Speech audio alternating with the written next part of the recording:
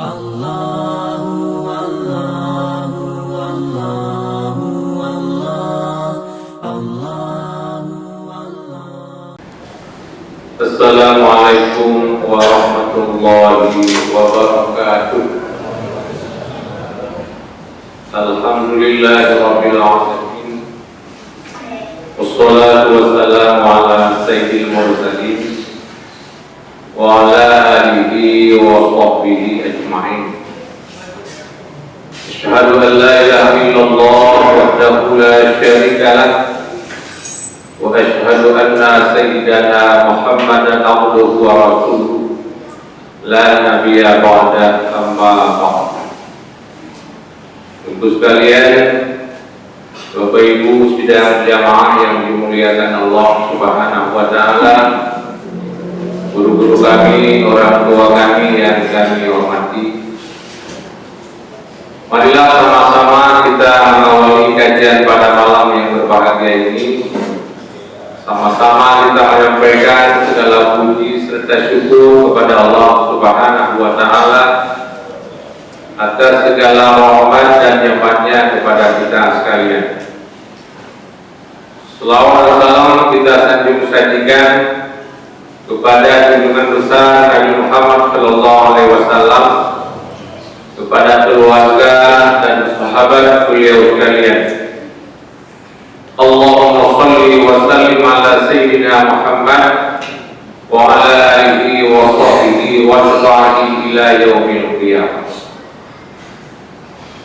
Ibu sekalian, Bapak Ibu sidang jamaah yang dimuliakan Allah Subhanahu wa taala, bahwasanya kajian kita sebagaimana yang sudah dibacakan tadi, yaitu masih di surah An-Nisa, kita awali dengan ayat yang ke-20. A'udzu billahi minasyaitonir rajim. Bismillahirrahmanirrahim.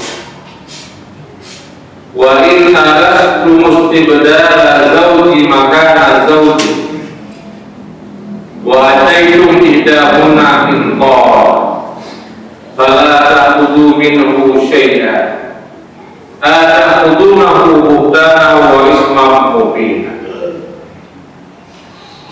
Apabila kamu punya rencana untuk menggantikan istri pada tempat istrimu, jadi kita menggantikan istri yang kedudukan istri yang kedua pada kedudukan istri yang pertama.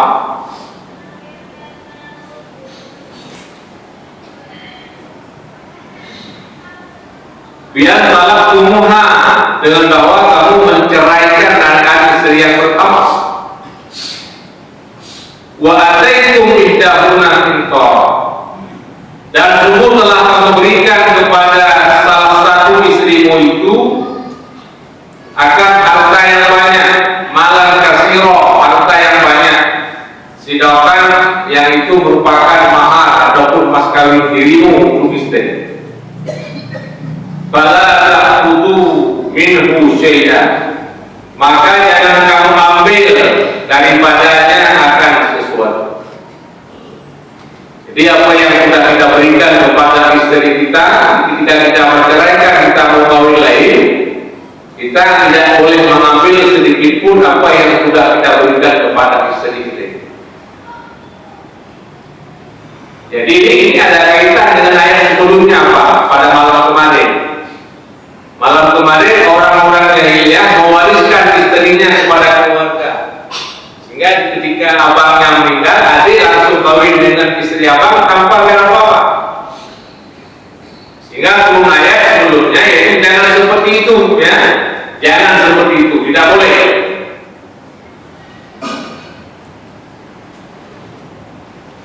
Ya, tidak boleh. Jadi wahai orang-orang yang beriman, kamu jangan mewarisi akan istrimu dan seterusnya. Jadi maka pada ayat ini, ketika kita menceraikan akan istri kita mau kawin lain dengan istri yang kedua, apa yang sudah kita berikan kepadanya yang merupakan harta yang banyak, yang itu merupakan mas kawin, jangan pernah kamu ambil sedikit pun daripadanya. Ata'khudhunahu buhtanan wa isman mubina. Apakah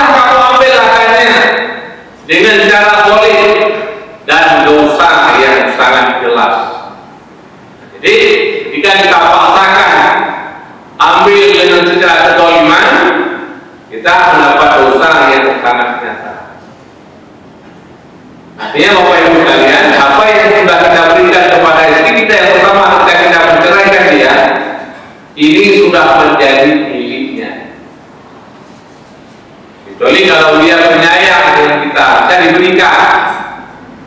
Kalau apa pegawai lain, silakan ambil ini lain sedekahnya dia, ya. Tapi kalau kita ambil, hukumnya tidak boleh, dan itu merupakan dosa yang sangat besar.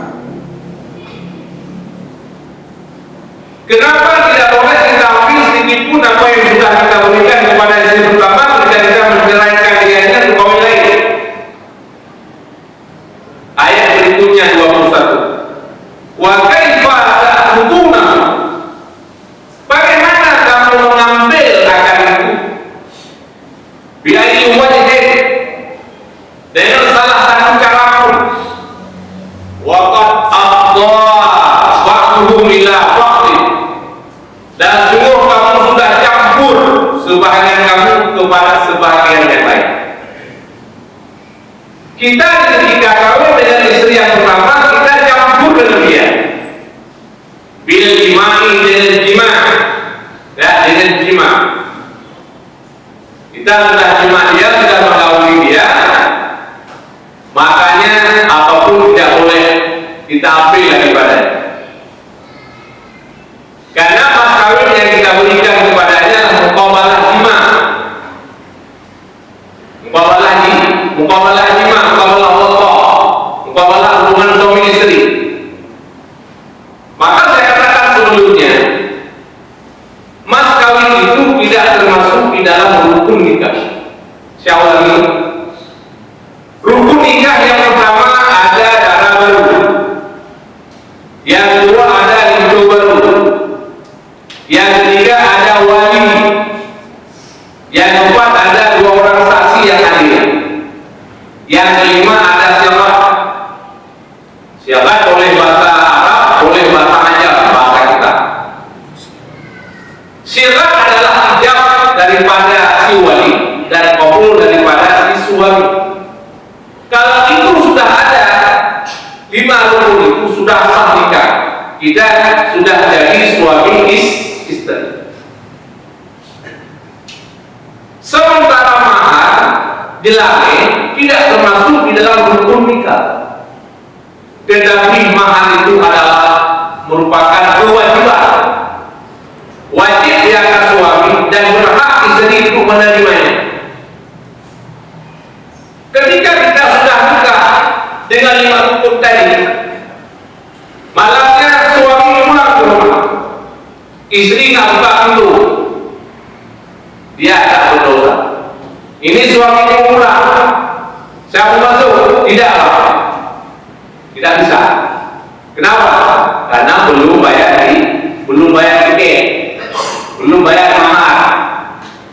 Ketika istri menolak suami yang belum bayar mas kawin, si istri itu tidak nusyuk. Maknanya dia tidak berdosa kepada Allah Subhanahu wa Ta'ala. Jadi makanya ketika kita membayar semuanya, lalu kita terima. Yang kedua, nafkah yang kita berikan kepada istri juga nafkah muqabalah. Karena dia taslim kepada kita.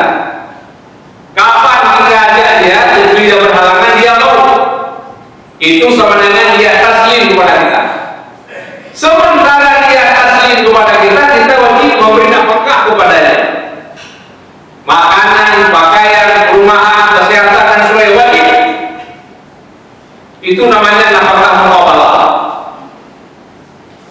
Ketika itu nafkah muqabalah, Bapak Ibu sekalian, ketika suami pergi misalnya 1, 2 atau 1 minggu, si istri menghutang untuk nafkah. Dia makan, dia minum, dia berobat dan sebagainya, dia hutang sama orang lain. Ketika suami pulang, wajib membayar. Wajib bayar. Kenapa?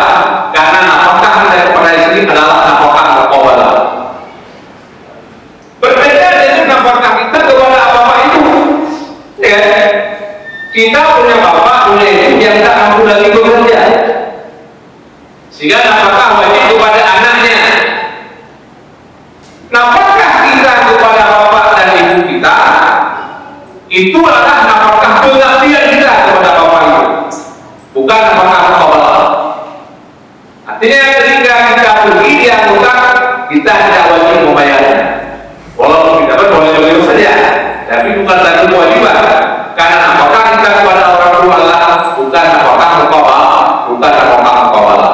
Berbeda dengan nafkah kita kepada istri kita.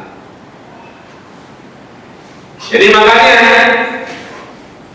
bagaimana kita mengambil apa yang telah kita berikan kepadanya sementara kita sudah menggauli dia, yaitu dengan jima. Wa akhadna minkum mitsaqan ghalidha. Dia pun telah mengangkat, mengambil daripada kamu akan perjanjian yang kokoh. Ya, perjanjian yang kuat. Apa itu perjanjian yang kuat, Bapak Ibu sekalian? Wa huwa ma amarallahu bihi min insanihinna bima'rufin aw tasrihinna bi'ihsanin. Yaitu barang yang diperintahkan Allah Ta'ala dengannya daripada menahan istri dengan ma'ruf dan melepaskan dengan baik. Ketika dia tahan, maka Bapak Ibu sekalian, dalam satu hadis, istri itu bagai dipenjara oleh si suami. Yang lagi, istri itu bagaikan dalam penjara suami. Dia tidak boleh keluar kecuali dengan izin suami. Dia tidak boleh musafir kalau tidak ada mahramnya, suami atau mahram-mahram yang lain. Kalaupun dia paksakan, dia berdosa. Makanya si suami menahan istrinya bima'rufin, dengan jalan-jalan yang ma'ruf. Berikan apa yang wajib kita berikan, atau lepaskan dengan baik-baik. Ketika kita bosan dengan dia, karena senang dengan dia, lepaskan, ceraikan dia. Walaupun cerai itu merupakan satu perbuatan yang murka Allah, yang benci Allah kepada kita, tapi sah saja. Jadi jangan dia tidak kita ceraikan, tapi dia pun tidak kita ma'rufkan. Ini zalim kita manusia.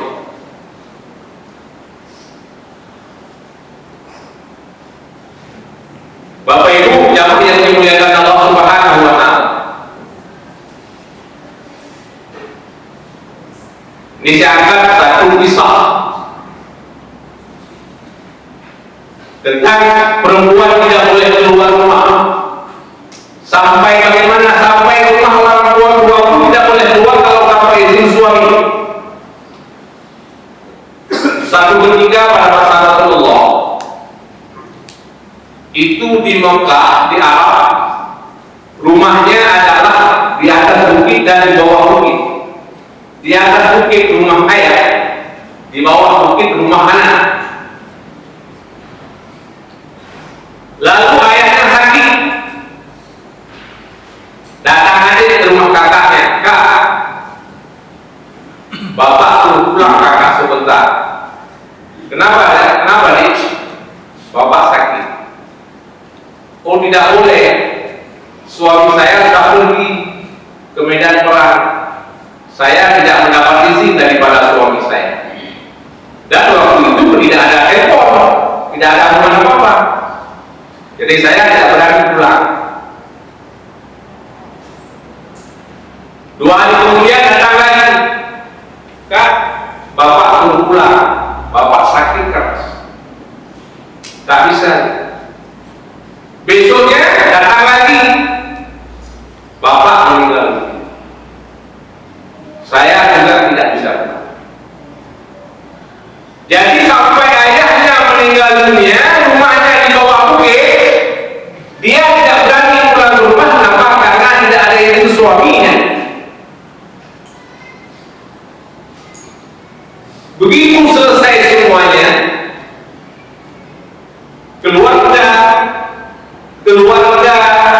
istri keluarga dia datang menghadap Rasul. Ya Rasulullah, kenapa sampai seperti itu?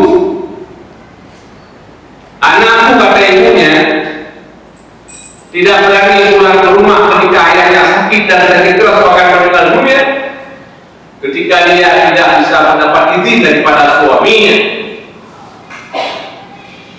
Ketika itu Rasul menjawab, dengan gara-gara dia tidak pulang ketika ayahnya sakit keras bahkan ayahnya meninggal, Allah sudah mengampuni dosa ayah mengampuni semua dosa ayah. Namun ketika dia pulang, Allah tidak mengampuni. Ini rahasia dibalik ketentuan Allah Subhanahu wa Ta'ala. Coba bayangkan kalau kita sekarang, apa kita bilang, anak macam apa itu, suami macam apa itu, tapi karena dia tekun kepada Allah dan Rasulnya, sehingga ayah mendapat pengampunan dosa. Jika suaminya pulang, baru dia kembali bersama kepada Allah. Jadi begitu Bapak Ibu sekalian, suami dan istri tidak boleh keluar rumah kalau tanpa izin suami. Oh, berangkat pergi ke mana aja, pergi ke medan tanpa ada mahram, tanpa ada suami, haram hukumnya, Pak.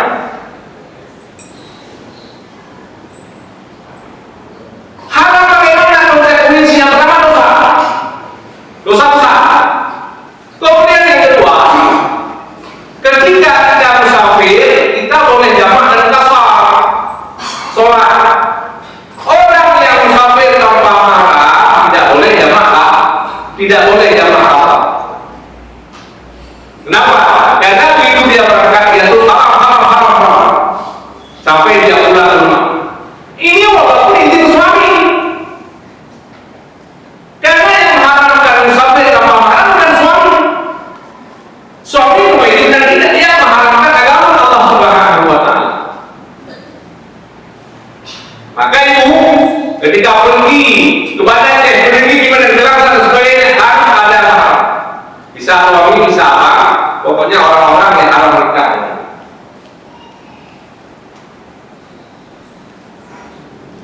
Ayat kedua, innahu kana fahdatan wa makta wa sa'a sabila. Dan janganlah kamu nikahi perempuan yang telah dinikah oleh bapakmu. Ya, kita ibu kiri. Ketika bapak kita menikahi seorang perempuan, apakah bapak kita menceraikannya atau meninggal dia? Kita tidak boleh menikah. Kenapa? Karena itu adalah ibu kita, ya, karena sudah kawin oleh bapak kita. Ila masalah kecuali kejadian pada tempo dulu, maka dimaafkan. Tempo dulu bapak pada masa jahiliyah itu sering terjadi seperti itu. Karena ibunya tinggal di rumah, bapaknya meninggal, anaknya yang besar kawin aja lah sama ibu tiri. Tapi ketika Nabi Muhammad diutuskan, ini tidak dibenarkan lagi Bapak Ibu sekalian. Ya, jadi tidak boleh kita nikah dengan perempuan yang sudah dinikah oleh bapak kita. Kenapa? Innahu, karena sesungguhnya kita nikah perempuan atau ibu tiri itu karena fahisyatan, itu merupakan perbuatan yang sangat fahisyah, perbuatan yang kafir, perbuatan yang keji. Ya, wa maktan, dan merupakan hukuman Allah, wa ta'ala, dan seburuk-buruk jalan. Ya, itu jalan yang paling buruk yang kita tempuh apabila kita menikahkan dengan ibu tiri kita ketika ayah kita meninggal ataupun ayah kita menceraikan. Ya, namun ialah satu perbuatan jahiliyah pada masa sebelum Nabi diangkat, mereka itu pernah melakukan seperti itu.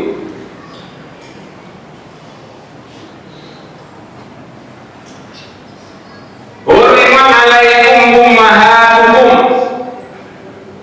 ayat 23. Diharapkan di atas kamu akan ibumu. Ini kalau bapak kata, bapak ingat siapa saja yang haram kita nikahi, siapa saja di muka bumi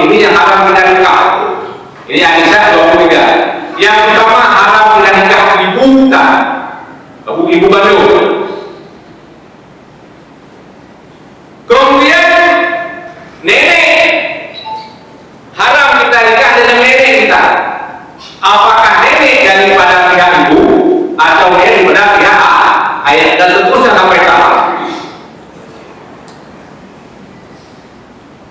Kemudian wabana hukum haram kamu nikah anak perempuan,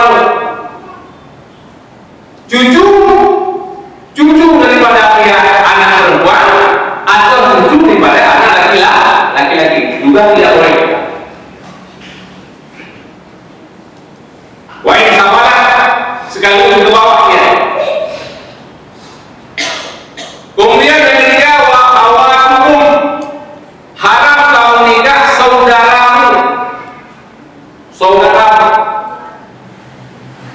Mananya saudara perempuan, kakak atau adik. Bisa saudara sebapak, saudari sebapak, atau saudari seibu. Tidak boleh nikah. Ya, haram.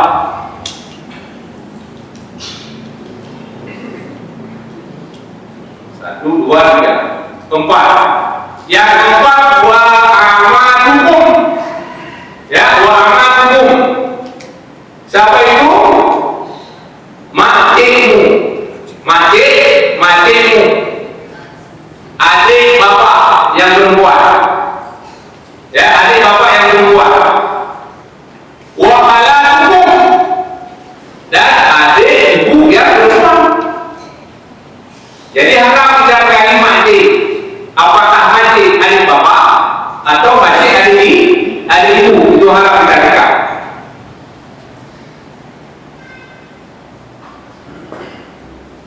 Kemudian wabanatul akhi. Ya, haram juga kita nikah anak perempuan saudara.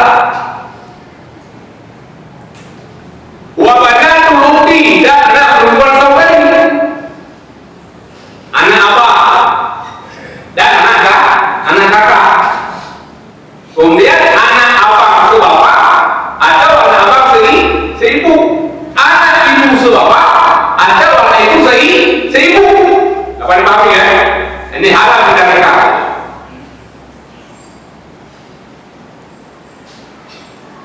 Juga anak-anaknya.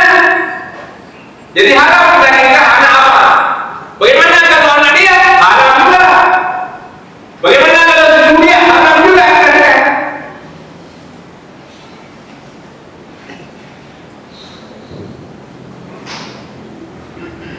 Wa ummahatukum allati arda'nakum, dan haram juga kita nikahkan ibu-ibu yang telah menyusuimu. Ya, ibu yang telah menyusuimu. Di sini ada catatan. Bagaimana yang disebut dengan ibu susu? Yang pertama, kita belum berumur 2 tahun. Kita belum berumur 2 tahun. Kemudian yang kedua, kita harus menyusui padanya 5 kalinya. 5 kali. Jadi sebelum istimewa 2 tahun dan 5 kali ridha, sebagaimana tersebut pada banyak hadis. Jadi haram kita nikah dengan ibu susu. Sebelum ibu susu, kita yang menyusui belum umur 2 tahun dan 5 kali kita hisap susunya. Kemudian dan saudara sesuatu, dia punya adik, dia punya anak. Kita nggak boleh nikah sama anak dia. Kenapa? Kita sama dia lah saudara kita.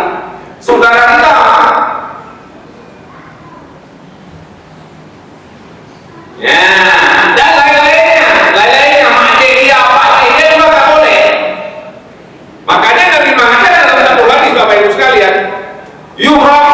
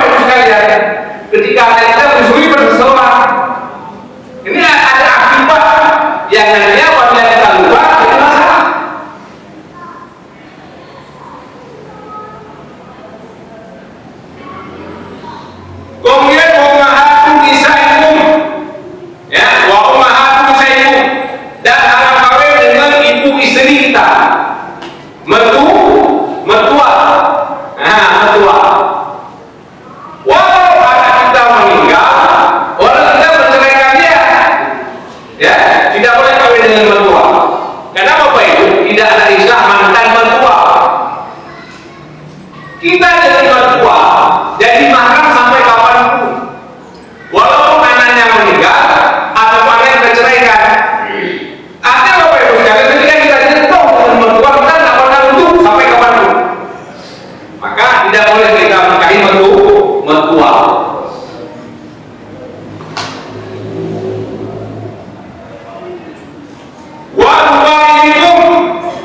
Dan juga tidak boleh kita nikahi anak diri, ya, yang ada dalam tanggunganmu. Ini tidak ada apa-apa, ya. Tidak boleh kita nikahi anak dirimu, anak daripada istrimu, istri dahatum bihina yang sudah kamu kawini mereka. Ini paham ya? Kita punya istri, dia punya anaknya dia itu anak dari kita. Kita sudah mengkawini ibunya, kita sudah nikah dengan ibunya. Itu kalau kita ceraikan dia atau mati, tidak boleh kawin dengan anak. Paham kan? Fa'illam takunu dahatum bihina fala junaha 'alaikum fi nikahi banatihinna. Idza faraqtumuhunna, maka apabila kamu tidak menjima, tidak bertubuh mereka, kita kawin dengan orang ibu, kita tidak pernah mengkawini, Pak, tidak pernah mengkawini itu istri itu. Fala junaha 'alaikum, maka tidak dosa atas kamu daripada menikahi anak perempuannya apabila kamu menceraikan dia. Dah kawin, kita belum pulang dan belum apa-apa, lalu bagaimana masa kita ceraikan, lalu kita suka dengan anak, boleh menikahi anak dengan catatan kita belum mengkawin ibunya. Ini apa? Tidak ada surat kabar. Tadi apa? Tadi kita kawin dengan anaknya, tidak kita kawin dengan anaknya, maka bisa dikasih ibunya. Tidak boleh. Nah, ini beda, Pak. Ini beda. Jangan nanti kita kesimpulan seperti ini. Kita nikah sama ibunya lalu kita tidak mengkawininya, boleh nikah sama anaknya. Sekarang kita nikah sama anaknya, kita tidak mengkawininya, kita sama ibunya, tetap tidak boleh. Ya.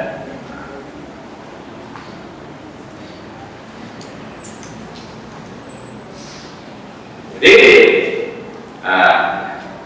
kemudian wahalaju, ya, wahalaju abnaikum alladzi min aswajikum, ya.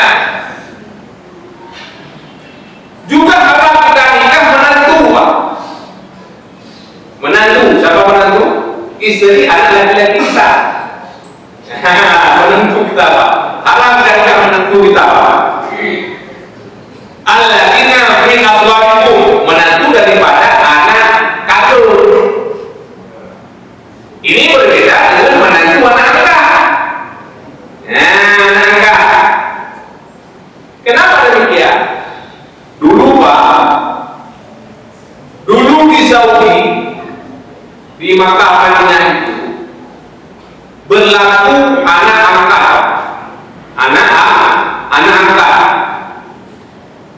Sehingga Nabi pun punya anak angkat yang bernama Zaid bin Harisah. Karena menjadi anak angkat Nabi sampai dikatakan dengan Zaid bin Muhammad. Tapi akhirnya apa yang terjadi, Bapak Ibu sekalian? Zaid kawin dengan Zainab binti Jahsy, anak abang Nabi. Zainab dan Zaid cakap kurang lagi, tapi imannya luar biasa, dia kurang lagi.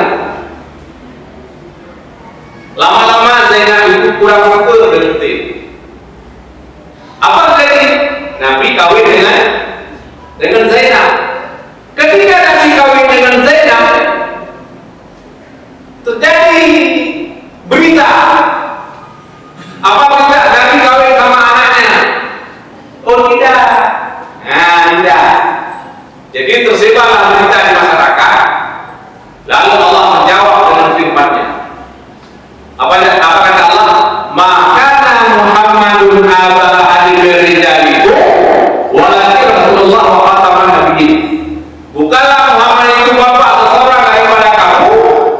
tetapi Muhammad adalah Rasulullah dan penutup segala rasul. Jadi ini nanti adalah tujuannya membatalkan tabani, membatalkan anak angkat. Makanya kalau kita punya anak angkat, dia menikah, kita boleh kawin dengan menantu daripada anak. Illa ma kecuali di dulu banyak orang yang kawin. Udah ada. Kemudian dan mau beda waktu ini dan mawar tidak boleh kamu himpun daripada dua saudara. Kita poligami adik kakak, tidak boleh. Adik kakak, adik sama ponakan itu juga tidak boleh. Nah, jadi haram kita kumpul dua orang yang belum mahram. Baik nasab ataupun ditolak. Kecuali dekor dulu boleh. Inna Allah kana ghafurur rahim. Sesungguhnya Allah Maha Pengampun lagi Maha.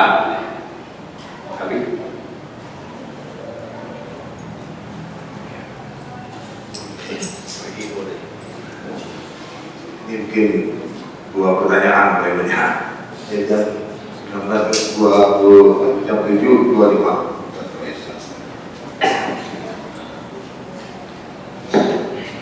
Assalamualaikum warahmatullahi wabarakatuh. Betul yang ingin bertanyakan itu khusus masalah mahar, yang mana merupakan hal dalam Islam, dalam Quran yang paling ditekankan tentang mahram, dan mahramnya sekarang jadi le hakiki. Jadi ada kejaman dan penawati anak itu karena aman. Cuma yang ditanyakan khususnya mengenai haji dan umrah. Bagaimana hukum haji dan umrah bagi tidorino yang anak ataupun anak saudara, yakni anak tidak tidur dengan mahram atau keluarga yang dibangun. Assalamualaikum warahmatullahi wabarakatuh. Boleh apabila tidak mahram tapi pada haji Islam. Mana yang punya haji Islam? Mana haji Islam Pak? Haji pertama, haji yang menjadi rukun Islam. Tapi haji 2, haji 3 tetap tidak boleh. Umrah apalagi?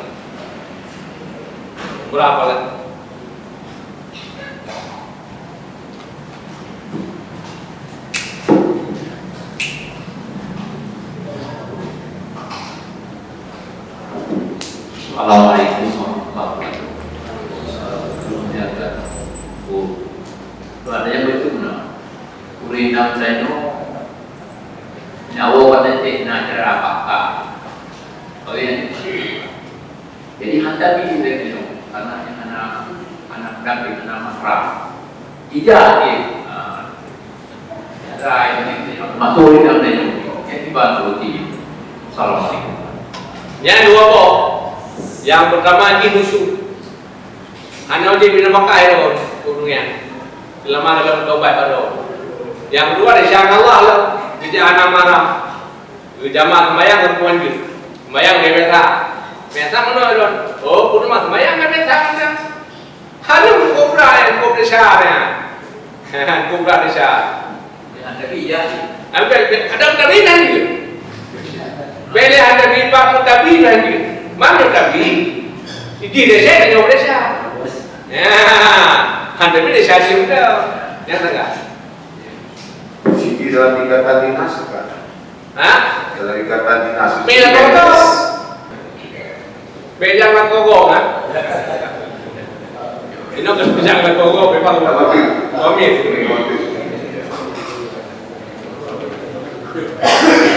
Assalamualaikum warahmatullahi wabarakatuh. Salam.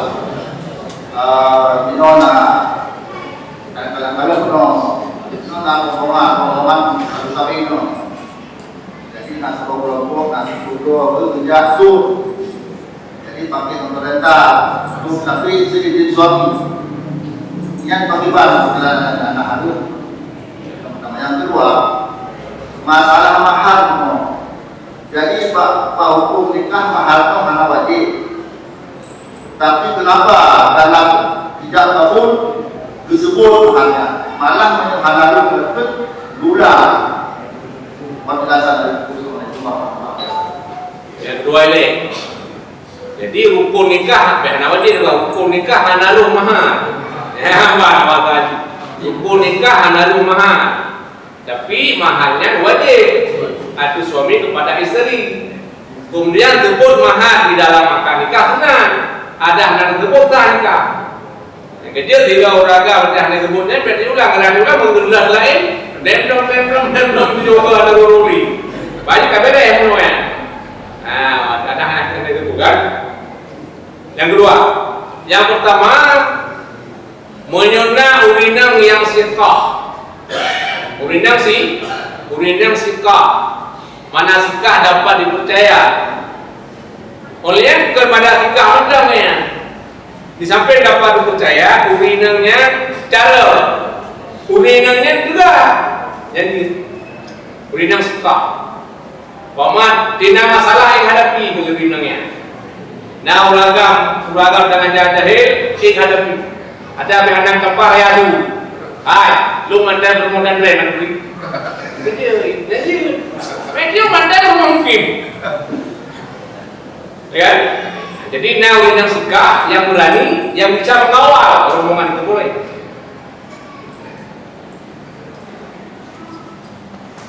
Enggak lanjut. Pada waktu ya. Terima kasih. Betul. Assalamualaikum. Kalau bertanya pada yang izin dari suami ya pada macam biasa. Nyoki baru ini itu dari rumah dia kerja. Pun izin dari suami. Itu baru pada dia atau suami kau ini gimana? Ya raya jawaban. Ya raya jawaban. Yang pertama urina menaiki kerja. Uragam ini dapat. Maka mulai Nabi ya masyarakat syabab manis tata minkumul ba'at fal tajawab. Hai para pemuda, siapa nama kalian yang akan dapat? Kawin. Pakai menapai di dalamnya di napakah nolong napai puasa. Jadi baik mendapat urina. Jadi uragam mendapat. Artinya urina mendapat hanya dia di uragam. Ketika urina hijau yang kita rezekinya, yang pertama diizin suami, ya. Yang kedua urinanya betul-betul jaga roh, baik mukhalatah ngoragam, baik pilah. Istilah kan keluar, yang keluar sunyi-sunyi dua, yang pilah. Dalam satu ruangan, ketika dia berbuat maksiat bisa, mana mati masyarakat. Yang juga tidak boleh. Kamu belum bahas ketika bahasanya. Maka tak bisa ada pula ini agam. Cuma aku bantah dari kepala-kepala aku pinang tu. Kalau mempunyai mun pekat pisah ini agam aku lihat tempe ya. Putra tu aku pinang kepala pula. Masuk kepala tempe tahu ni. Tempe dua leh. Ugut, apa? Lokal yang paling buruk agam mandap. Yang lote-lote berdua. Lokal kedua buruk indah mandap. Lokal yang paling dekat sampai nada. Yang awal yang awal tapi betul le pemerintah Indonesia sampai nada. Ila dah dapat kota perkanan kami ngai. Bukan malu. Nak tak bisa hendak agak rusak. Di belakang ni padu hai tu. Tak bisa hendak ni padu hai tu yang begitu. Itu kan kenapanya orang Islam. Jadi seolah-olah dia beroleh tempat ini. Tapi kau ni anak mengklaim-klaim kan? Jarang-jarang dia orang tu. Tengok yang mana? Nah, jadi maka yang kerja orang dam tu. Urinang premu rumah. Bukan terjadi lagi yang pertama izin suami, yang kedua terjaga diri. Yang benar. Yang kedua udah agak berkawin di kanan. Nampai, dan kawin kosan. Nah, biar kita urina kerja, macam apa? Capri.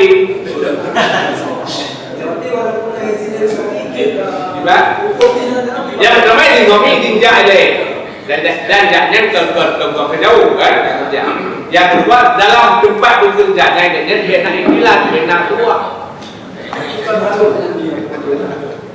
Kalau itu Nah, pokok pertanyaan dulu. Yang pertama pendidikan diri, kemudian disilahkan pasal balik tiga.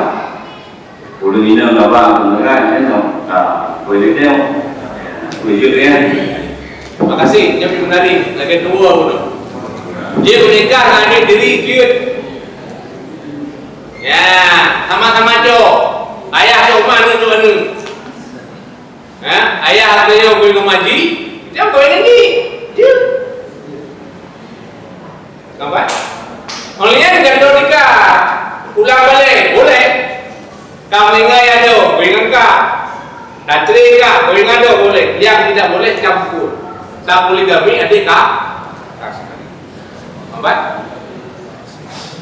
Ya, kaji jo. Tim bom dulu. Selesai tinggallah kajian kita malam ini, semoga bermanfaat. Subhanakallah wa bihamdika, asyhadu an la ilaha illa anta, astaghfiruka wa atubu ilaika. Assalamualaikum warahmatullahi wabarakatuh.